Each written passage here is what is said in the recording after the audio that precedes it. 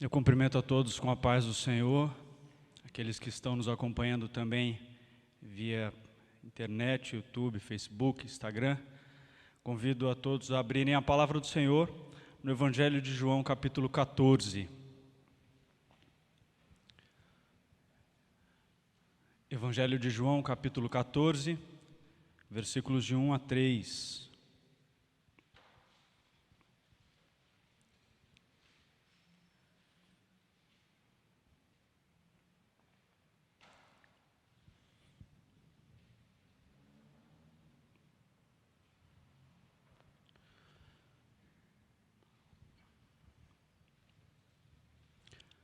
Evangelho de João, capítulo 14, versículos de 1 a 3, assim nos diz a palavra do Senhor.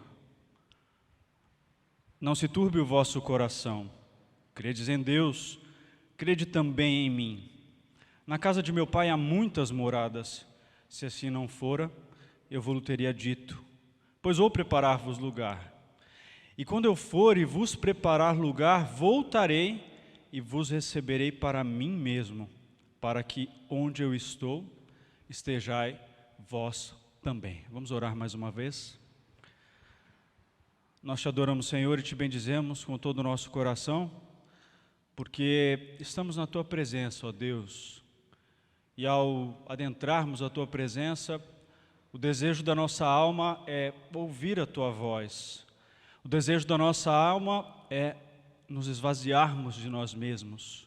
Como cantamos, queremos nos derramar as nossas aflições, derramar os nossos temores, derramar todo o nosso ser, para que o Senhor enche o nosso coração com a vida que há em Ti. Pedimos neste instante, ó Deus, então, a capacitação do Teu Espírito Santo para que o nosso coração compreenda as verdades eternas do Teu Evangelho, que é eterno, da Tua obra que é perfeita. Dá-nos, ó Deus, um coração aberto.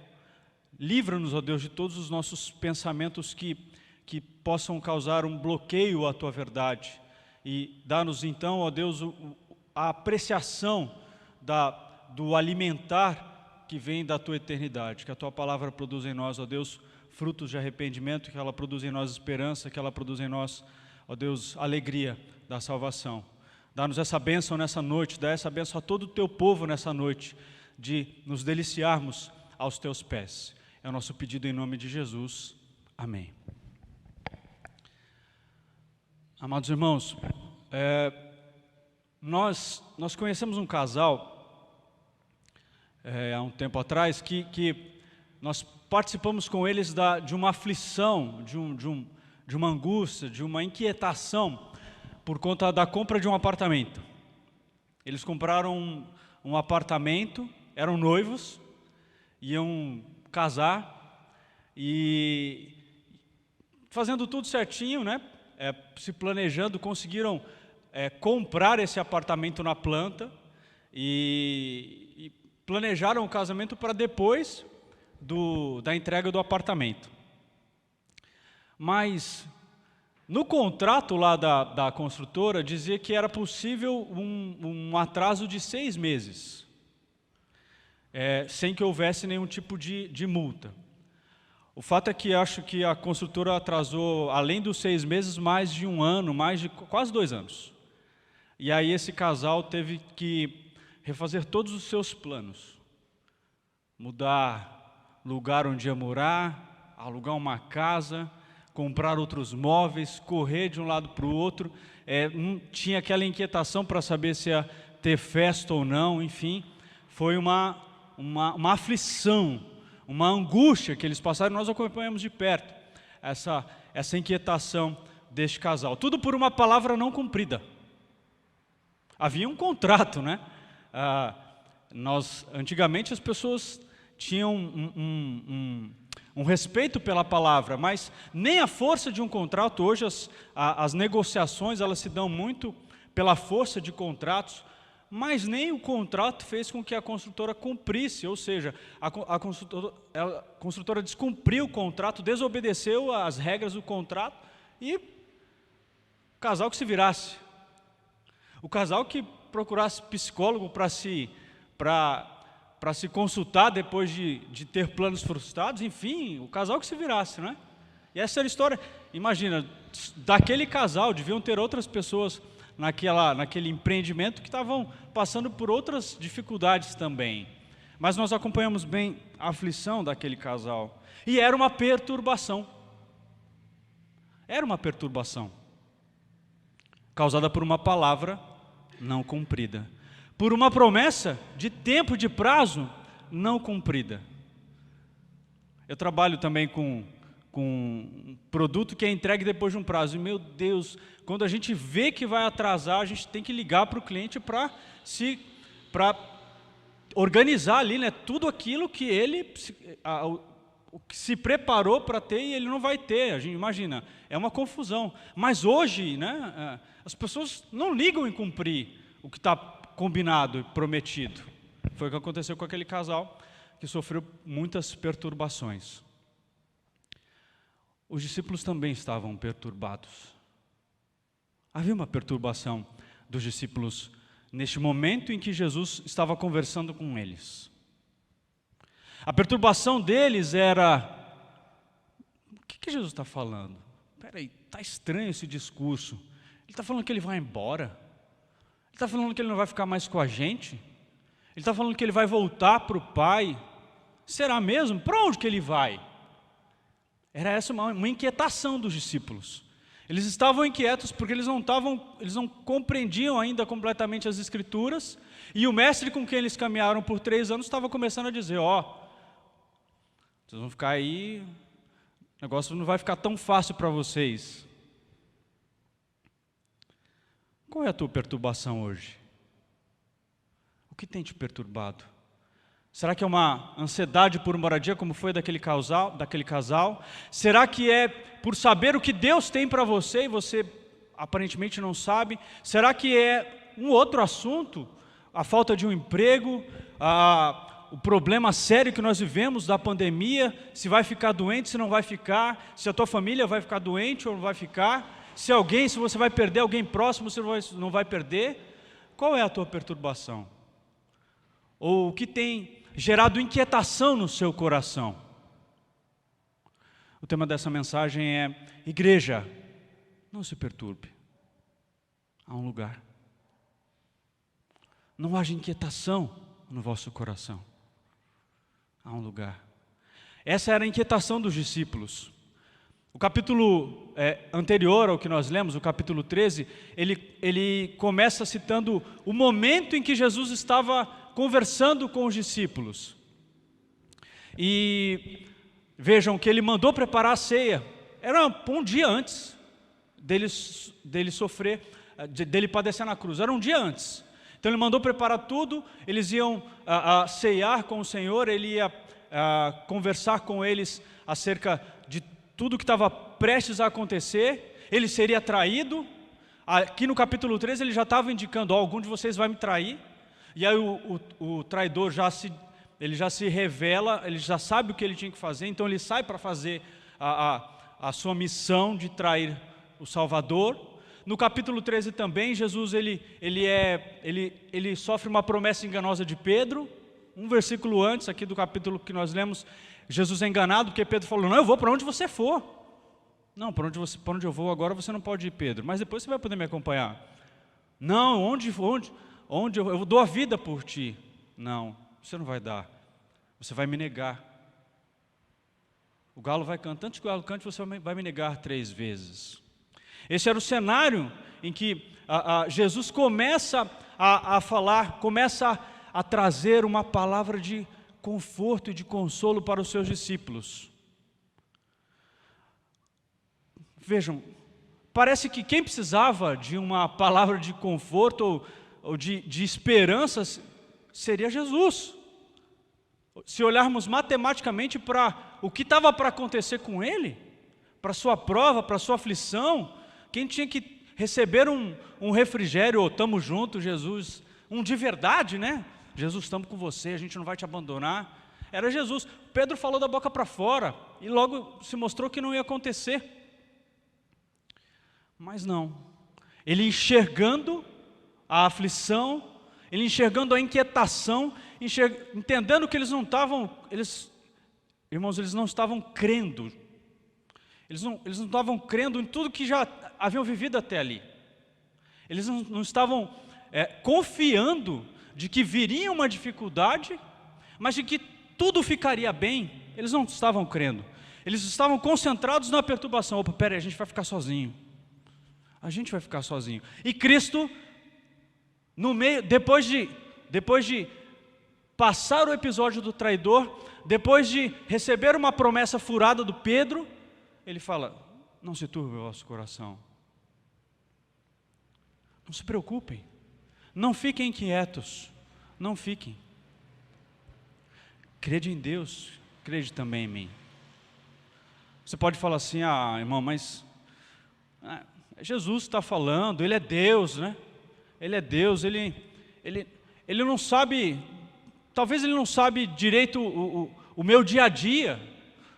Deus pode falar, Ele sabia que ia vencer a cruz 3 dias depois. O primeiro ensino que nós temos para trazer à igreja, aos irmãos que estão nos ouvindo nessa noite, nessa mensagem, é que quem falou essas coisas em meio à iminência do seu sofrimento, ele tem autoridade e ele tem sensibilidade para falar isso. Quem falou tem autoridade para que você não se perturbe. Não, ele tem poder. Crede em Deus. Quando ele fala crede em Deus, ele está apelando ali para todo o histórico dos judeus, para todo o histórico da religiosidade daqueles homens, dos seus discípulos, e diz: não se perturbem, vocês creem em Deus, vocês conhecem a Deus, vocês já viram os milagres, viram a história desde a libertação de Israel, vocês conhecem o pai Abraão de vocês creram em Deus, creiam também em mim. Quem falou não se perturbe é o mesmo Deus que chegou a Abraão para dizer que ele daria um filho, que daria uma descendência. É o mesmo Deus que no capítulo 15 de Gênesis, no versículo 7 e 8, ele se compromete numa aliança com Abraão, numa aliança em que o próprio Deus passa pelo meio dos animais que foram despedaçados, para dizer que o compromisso daquela aliança, mesmo que Abraão falhasse, Deus não falharia. E mesmo se houvesse a possibilidade, não havia possibilidade, mas mesmo que se Deus falhasse, que fosse feito a ele como havia sido feito aos animais. Era esse o compromisso que Deus fez com Abraão em Gênesis 15, versículos 7 e 8, quando ele fez aquela aliança. Quando um fogareiro fumegante passou entre os animais que Abraão preparou ali para se certificar de que Deus estava com ele, Abraão se pôs no meio, Abraão viu aquele milagre. Era isso que Deus estava falando: eu estou com você, Abraão, eu vou cumprir a tua promessa, eu faço aliança contigo. Você está com dúvida ainda que eu vou te dar uma descendência? Eu vou me comprometer contigo, eu vou fazer aliança contigo, que Deus fez aliança com Abraão. E nós vemos a história, nós vemos os milagres, nós vemos as promessas de Deus, nós vemos o Deus abrir o mar para o povo. Era isso que Jesus estava falando: não se perturbem, não se inquietem. Se vocês creram em Deus, creiam na minha palavra também. Logo depois ele vai discorrer: eu sou Deus, quem vê a mim vê ao Pai. Era isso que eles não estavam entendendo. Nesse capítulo mesmo ele vai discorrer dizendo: quem vê a mim vê ao Pai. Se vocês me conhecessem, se vocês pelo menos me conhecessem, vocês creriam em mim, ou pelo menos nas obras que eu faço, porque quem faz essas obras é o Pai que está em mim. Era isso que Jesus estava falando: se vocês creram no Pai, se vocês viram toda essa história, creiam também em mim. Quem se comprometeu com o povo foi Deus. Quem disse aquela palavra para os discípulos: não se perturbem, foi Deus, Jesus Cristo, dizendo a eles: não se perturbem, eu vou para o Pai, creiam em mim. E ele não estava tão longe assim, sendo só um Deus que está nas alturas sem se compadecer das suas aflições. Qual é a tua perturbação? Jesus sabe falar ao traído. Jesus pode falar para o traído: não se preocupe, não se perturbe, não se inquiete, porque ele tinha acabado de ser. Jesus pode falar para para aquele que foi enganado com as palavras jogadas: não se inquiete, creia em mim. Jesus pode falar para o sozinho, para o solitário, porque logo depois do capítulo 16, ele disse: vocês vão todos ser dispersos, eu vou ficar sozinho. Mas eu não vou ficar sozinho, o Pai vai estar comigo. Jesus pode falar. Então, porque dizemos que Ele tem autoridade? Ele tem tanta autoridade de poder, porque Ele se comprometeu numa aliança contigo, com o seu povo. Mas Ele tem autoridade de sentir. Não se perturbe, né? Fala, não se perturbe, não se queixe, porque Ele tem todo o poder. Aqui não. Aqui, a sua natureza humana, o Salvador, a pessoa do Salvador, estava confinado e limitado aos sofrimentos, e de fato, foi traído. E os discípulos iam até pensar: será que esse é mesmo o Messias? Porque ele não conseguiu nem jogar um raio em cima daquele que atraía ele. Então Jesus Cristo Salvador, no meio dessa pandemia, pode dizer para a igreja, pode dizer para nós: não se perturbem.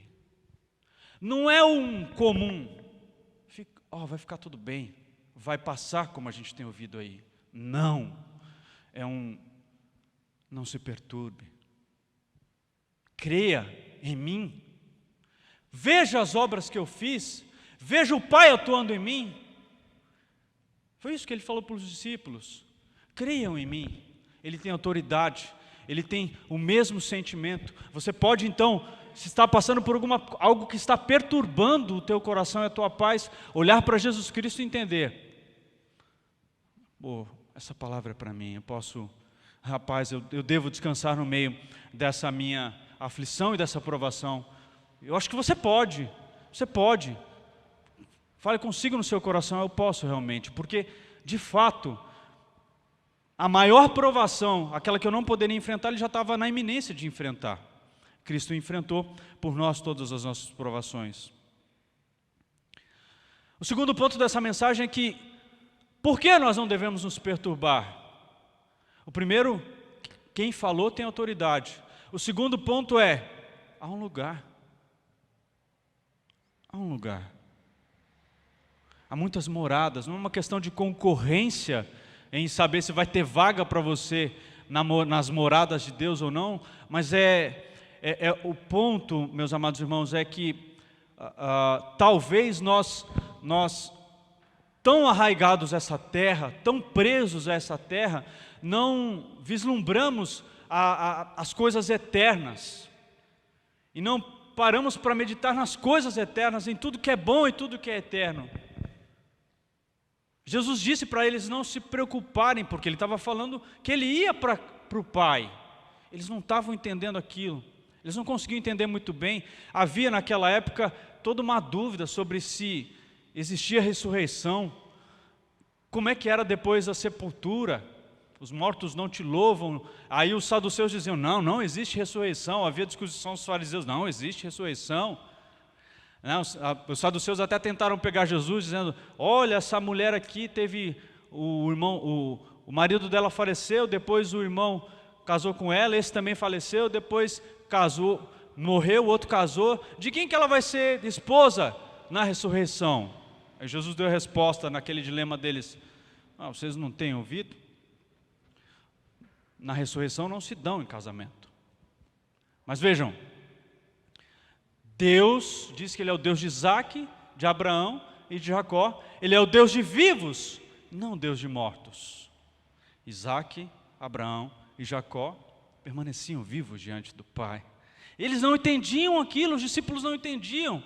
E às vezes, hoje, no nosso dia a dia, parece que nós não compreendemos, mesmo sendo igreja de Deus, mesmo estando na casa de Deus, mesmo caminhando com o nosso Deus, por abraçarmos uma teologia que prega bênçãos e, às vezes, por querermos as bênçãos dessa terra, esse discurso parece que está distante da gente.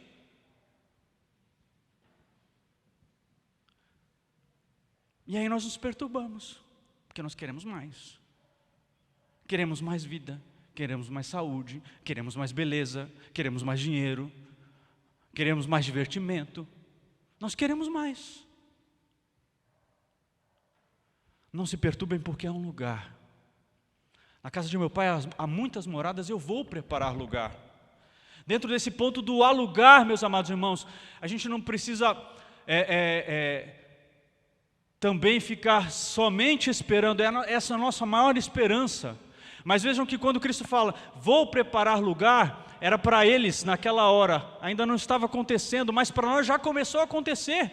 Depois que Ele morreu, ali na cruz do Calvário, uma fenda se abriu, o véu se rasgou de alto a baixo, e o lugar que outrora era proibido para mim e para você, passamos a ter livre acesso.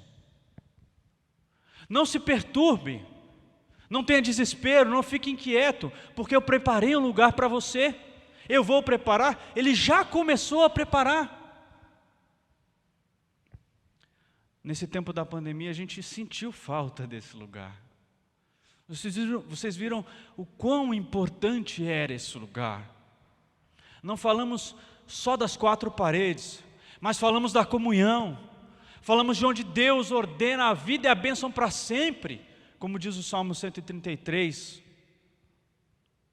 Jesus Cristo, pelo seu sangue, abriu um novo e vivo caminho para Deus, em que nós podemos ter acesso ao Santo dos Santos. Esse lugar eterno, as moradas de Deus, você começa a vislumbrar um pouco dele agora. O paraíso, o céu, aquilo que Adão perdeu, você que foi alcançado pela graça de Deus, começa a vislumbrar, começa a experimentar, começa a sentir. Não se perturbe, não se inquiete, porque você pode experimentar isso. E não é pegando o Uber e vindo somente para a igreja, não é pegando o ônibus e vindo para a igreja num dia frio.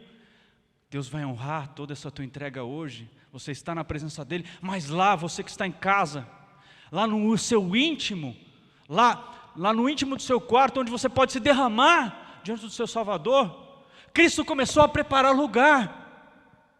Quando Ele venceu a morte, na sua exaltação, depois quando Ele subiu aos céus, Ele foi exercer o papel de mediador, e onde todas as nossas aflições, todas as nossas ansiedades, todo o nosso temor, todas as nossas falhas, o nosso pecado, Ele começa a mediar, Ele media, Ele confessa o teu nome diante do Pai.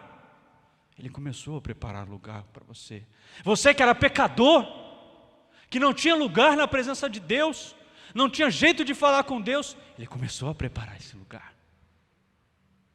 Você que não podia, você que outrora brigava com os crentes ou zombava dos crentes, você sabe o quanto você não tinha lugar a essa mesa. Você não tinha lugar à mesa com o rei. Mas não se perturbe, porque mesmo o seu pecado, por causa de Cristo, não faz mais de separação entre você e Deus. Então não se perturbe, não se inquiete. Há lugar, houve essa fenda, esse novo e vivo caminho. Lá no íntimo do seu quarto você pode experimentar isso, e na semana, e no decorrer dos dias podemos experimentar isso, porque Cristo conquistou para nós. Começou a preparar. Mas Ele continua falando dessas muitas moradas que Ele foi preparar.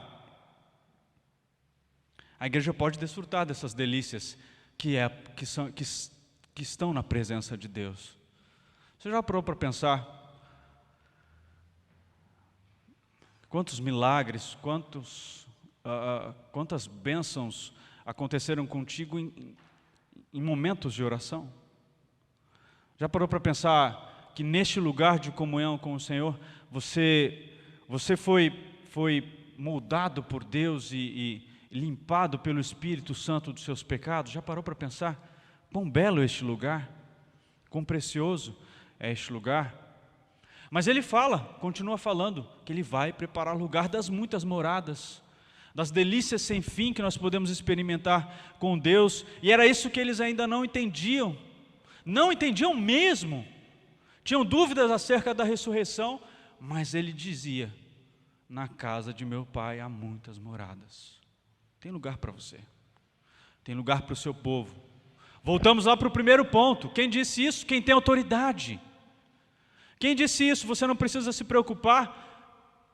é alguém que tem autoridade para te salvar, é alguém que tem poder para te salvar, é alguém que está preparando o lugar. E você sabe disso, você tem certeza como? Toda vez que você dobra os joelhos, toda vez que você se encontra com Ele, toda vez que você se derrama, como nós cantamos. Então não precisamos nos preocupar, porque quem falou isso foi o nosso Salvador, Ele tem autoridade. Não precisamos nos preocupar, não precisamos nos perturbar, porque há um lugar para nós. Hoje mesmo estamos experimentando desse lugar. E não precisamos nos preocupar, porque há um tempo finito para isso. Mas está demorando. A igreja está falando há muito tempo que Jesus vai voltar. Acabamos de falar que quem falou isso tem autoridade. E Ele disse: quando eu vos preparar lugar, eu vou voltar. Eu vou e vou voltar para que onde eu estiver, vou receber vocês, e para que onde eu estiver, estejam vocês também. Há um tempo para isso, um tempo finito, um tempo que é breve. E quando nós falamos de tempo, quando o mundo questiona o tempo, nós precisamos lembrar primeiro na brevidade da nossa vida. O tempo da tua vida, meu irmão, é breve. Então você pode crer que é breve o tempo da volta de Jesus. É breve. A Bíblia diz, o tempo que você conhece esse projeto, esse plano de salvação, é o tempo da tua vida. Não foi nem antes, nem depois. Antes, Deus conhecia. Agora você não. Então, se você tem dúvidas, se você aceita os argumentos mundanos de que Cristo retarda a sua promessa, Pedro fala: não, Ele não retarda a sua promessa. Ele é longânimo e quer que todos os seus venham a conhecer a palavra da salvação. Eu vou preparar lugar, e quando eu for e preparar lugar para vocês, eu voltarei. É breve esse tempo, vai acontecer, logo virá. E nós temos visto os sinais. A igreja tem visto os sinais. Mas para a igreja, amados irmãos, uma segurança ela pode aparecer nesses tempos em que a segunda vinda de Cristo ainda não acontece para mim e para você. Quantos foram os que descansaram no Senhor? Quantos foram os que dormiram no Senhor? E quando Ele diz: eu vou receber vocês, essa é uma segurança que deve ser ministrada também ao nosso coração, quanto ao nosso maior temor. Não se preocupe, não se inquiete pelas suas provações, não se inquiete também até mesmo pela sua corrupção, porque há um caminho e sou eu. Não se inquiete por isso, e não se inquiete por sua morte. Quando Estevão foi apedrejado, quando ele estava prestes a morrer depois de um discurso magnífico, ele diz para os judeus, na frente dos judeus, que ele estava vendo os céus abertos e o Filho do Homem, Jesus Cristo, à destra de Deus Pai. E naquela visão de Jesus Cristo glorificado, Jesus à destra de Deus Pai, ele ama o próximo, porque ele diz: eles não sabem o que eles fazem, perdoa eles, Senhor, também. Mas ele viu o Filho do Homem. E quando estava morrendo então, apedrejado por falar da salvação, era um herói que estava sendo recebido pelo próprio Cristo. Estevão, vendo Jesus à destra de Deus Pai, era um herói que estava sendo recebido pelo próprio Cristo. Apocalipse 14, versículo 13 diz assim: então ouvi uma voz no céu dizendo: escreve, bem-aventurados os mortos que desde agora morrem no Senhor. Sim, diz o Espírito, para que descansem das suas fadigas, pois as suas obras os acompanharam.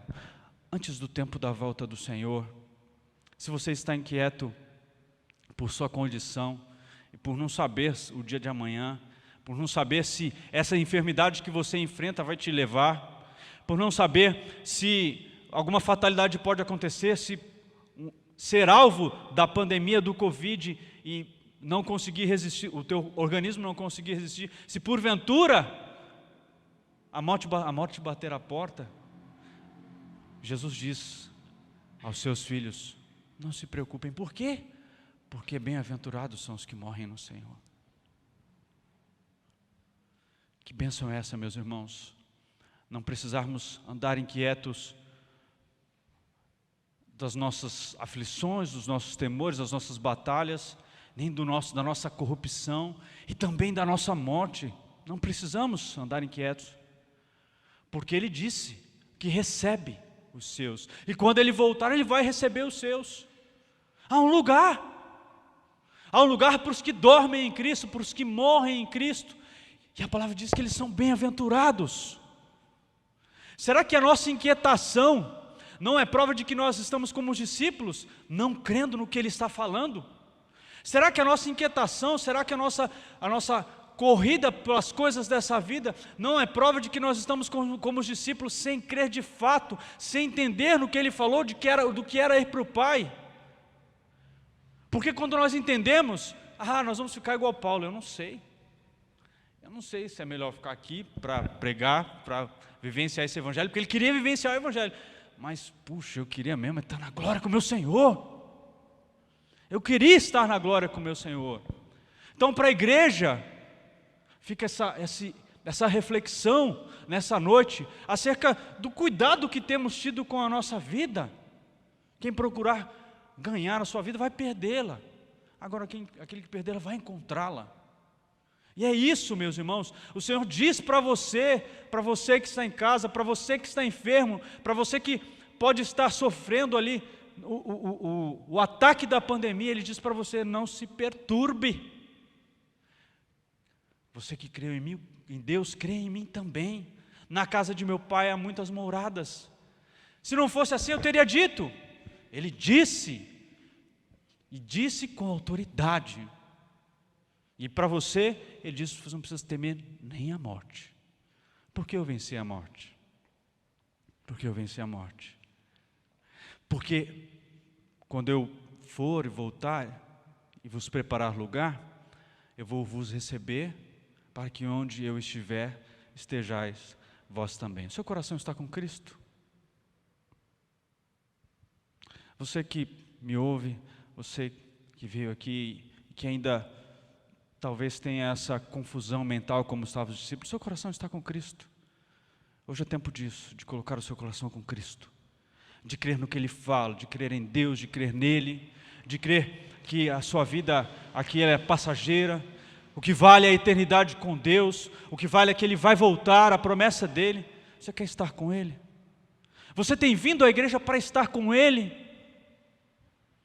Que seja o dia de entender, de crer, porque basta crer. Ele veio para isso, para onde Ele está, você também está. Hoje, na pessoa do Espírito Santo, nós estamos na presença dEle, mas vai chegar o dia em que nós não precisaremos mais da fé. Fé, esperança e amor. Vai chegar o dia que nós não precisaremos mais da fé, não precisaremos mais ter esperança. Vai chegar o dia em que nós vamos viver só o amor de Deus em nós. Para que onde eu estiver, estejais vós também. Romanos 14, versículo 8, nos diz assim, para você que porventura ainda não compreendeu isso, mas para a igreja também: porque se vivemos, para o Senhor vivemos, se morremos, para o Senhor morremos, quer pois vivamos ou morramos, somos do Senhor. Ser e estar é a mesma coisa de estar e ser do Senhor. Você é do Senhor, você está com o Senhor, você quer estar com o Senhor. Para a igreja nessa noite, uma lembrança de não nos perturbarmos com tudo que estamos enfrentando, mas uma promessa para descansarmos, sim, para descansarmos, de quer vivamos batalhando, quer vivamos enfrentando doenças, quer vivamos enfrentando provações de cunho financeiro, quer vivamos numa casa simples. Há um hino que diz: se Cristo estiver ali na casa ou gruta, é céu para mim. Portanto, quer vivamos, seja desse jeito em minhas provações. ou quer morramos após todas as nossas batalhas, somos do Senhor. Portanto, não se turbe o vosso coração. Para a igreja, há essa certeza: quer vivamos, quer morramos, somos do Senhor, estamos com o Senhor, estaremos para sempre com o nosso Salvador. Que a igreja esteja relembrada disso, que você volte para sua casa para viver nessa semana, lembrando que você não precisa se inquietar, como aquele casal se inquietou por uma promessa não cumprida. Não, quem falou contigo para você não se perturbar, venceu a morte, preparou o lugar, está preparando o lugar, vai voltar e vai te receber. Que o Senhor nos abençoe.